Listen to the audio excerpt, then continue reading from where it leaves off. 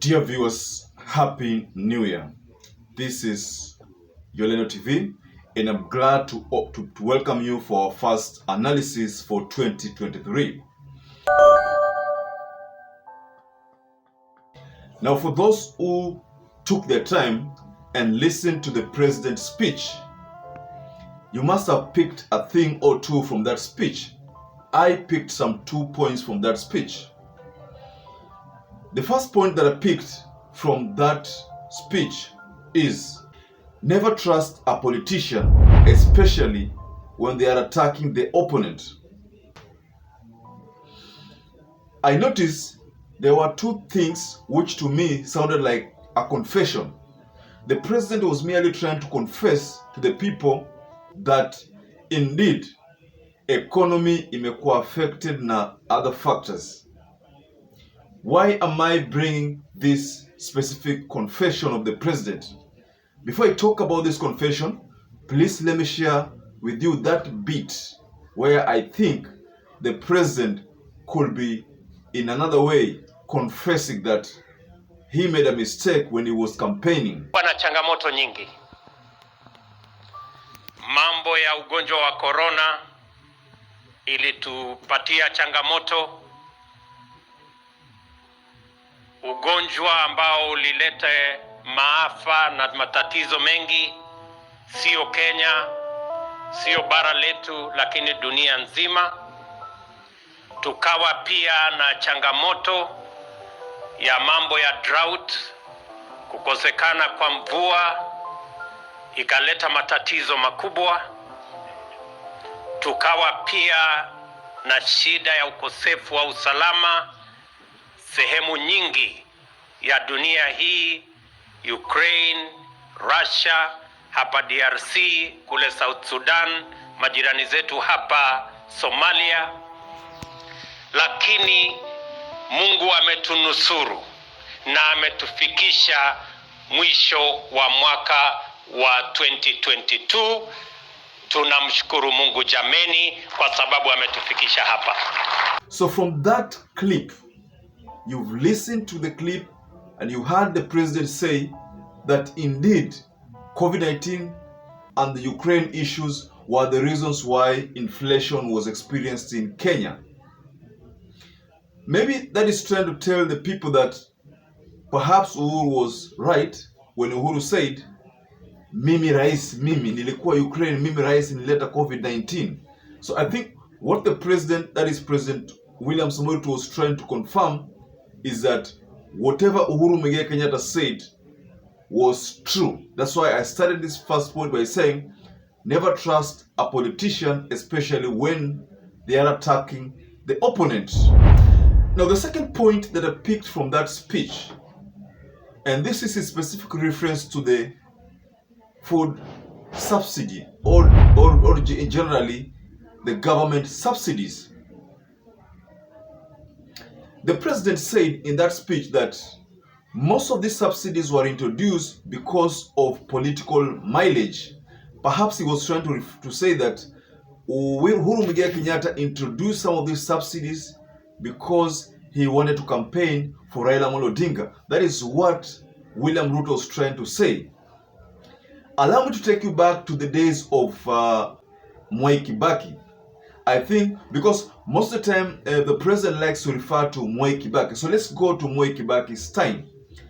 During Mwai Kibaki's time, that is the first time we witnessed a subsidy in education.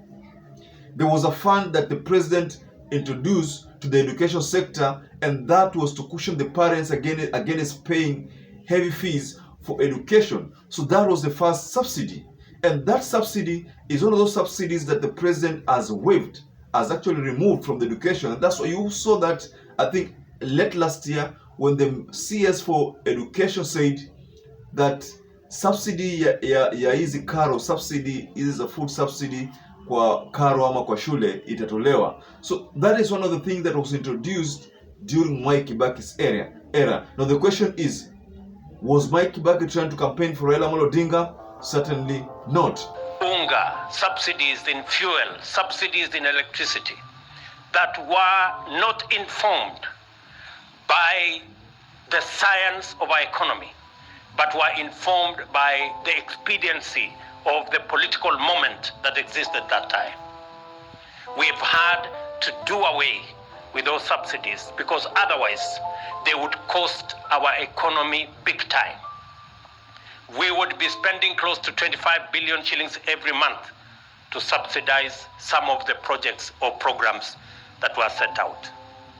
We did away with those subsidies in August, and I am happy that we have saved our economy huge amounts of money, and we are now well on the way to making sure that we invest in the areas that will drive our economy in a sustainable manner.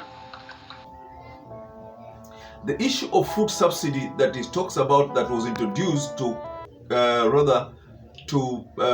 cushion the people from the pandemic of COVID-19, again, the president referred to that subsidy as to having been a subsidy that was introduced for political mileage. Again, that is missing the point. When Uhuru Muigai Kenyatta introduced that subsidy, it was because of COVID-19. It was to cushion Kenyans against the escalation of prices. Again, the food subsidy was introduced to cushion Kenyans against Ukraine, the crisis in Russia, when Russia decided to invade Ukraine, and that affected the prices, the global prices of oil, the global prices of literally everything was affected. Now, the subsidy was again to contain this rising of prices. Now, again, the president missed the point. Again, something that I noticed, which could serve as a third point, is that the president was careful not to mention SGR. By the way, SGR is a thorny issue at the moment here in Coast. In Coast, SGR operations are a thorny issue, and I think Coastarians are still finding it that they were hoodwinked. I've heard so many transporters, so many people, especially the clearing and forwarding agents, say that they were shortchanged in these SGR operations because the government has not fully reversed that SGR operation. So again, the Coastarians are not happy about it. So that is the third point that I picked that could be as a missing point in the president's speech. So president did not announce, did not mention this. He only talked of Dongo Kundu, talked about economic zones, economic blocks. That's what the president talked about, but he never mentioned the reversal of SGR. And that is one thing that the Coastarians were waiting to hear from the president. Ladies and gentlemen, kindly, did you notice anything bizarre in that speech? Kindly share your opinions are below the comment section. If you notice anything, kindly share. We'd like to see, like to hear what you noticed in that speech. But for us in Yolano, we noticed that they were missing SGR comments. Then we noticed that the president merely trying to confess that he told a lie during his campaign. Then we also missed, we also noticed that the president must have missed the point on the food subsidy or on the government subsidies on the various items that the two presidents introduced, those subsidies that the two presidents introduced. Now, ladies and gentlemen, kindly, if you're not subscribed to this channel, kindly take a moment and subscribe to UHURU TV. Once again, I'd like to urge you to stay safe and stay blessed until we catch up again in our next analysis.